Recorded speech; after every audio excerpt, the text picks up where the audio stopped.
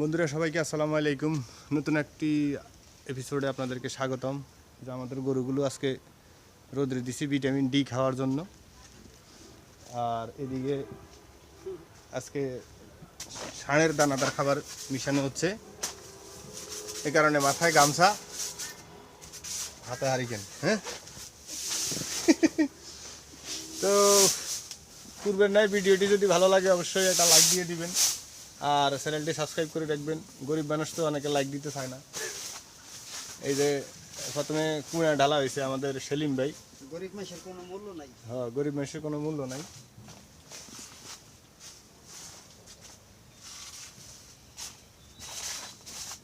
এই যে দানাদার খাবার মিলাইতেছি।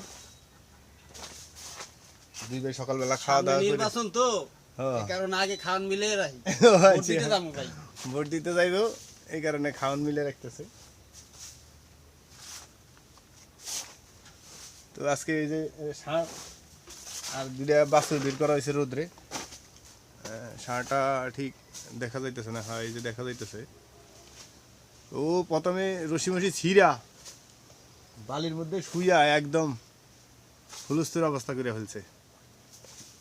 তো পরে মুখের লোকমাটা চেঞ্জ করে দিছি, একটু শান্ত হয়েছে, এখন রোদের মধ্যে শুয়ে রয়েছে আর কি।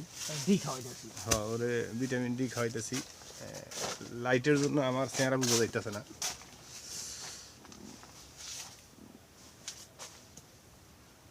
এই হয়েছে অবস্থা। আপনারা ভিডিও দেখেন ঠিকই, কিন্তু একটা লাইক দেন না, এটা খুবই দুঃখজনক ব্যাপার আর কি। এটা গরিব মানুষ না, এই কারণে দেয় না, বড় লোকরা দিলে দিত। হ্যাঁ হ্যাঁ, বড় লোকের দিকে দিত।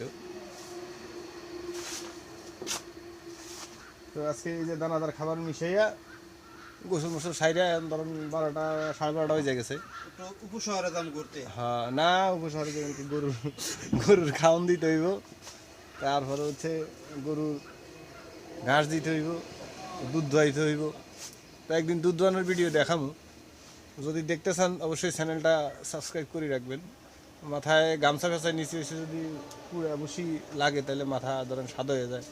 এমনিও পাকনা চুল নাকি? হ্যাঁ, পাকনা চুল আরো বেশি হয়ে যাইব গা। সেলিম ভাই মাঝে যদি দাঁড়াইছে, সেলিম ভাই অলরেডি সাদা হয়ে গেছে। এই যে পুরা সাদা ই ফালান, এই যে আপনার কি বলে ভুট্টাও একটা ফালাইলে সিরিয়ালে, কিন্তু লাস্টে দিয়ে উপরে যে কুড়া দিয়ে দিবেন। পুরো একটা আছে তো, ধান ভাঙ্গা আছে একটা। ভুট্টা হালাই পরে ধান ভাঙ্গা দেই। আচ্ছা দেন, সমস্যা নেই। ভুট্টার বস্তা তো ছিদ্র হয়ে গেছে। কুল বালিশ এখন খুলমু। এই যে সেলিম ভাই কোল বালিশ খুলতেছে।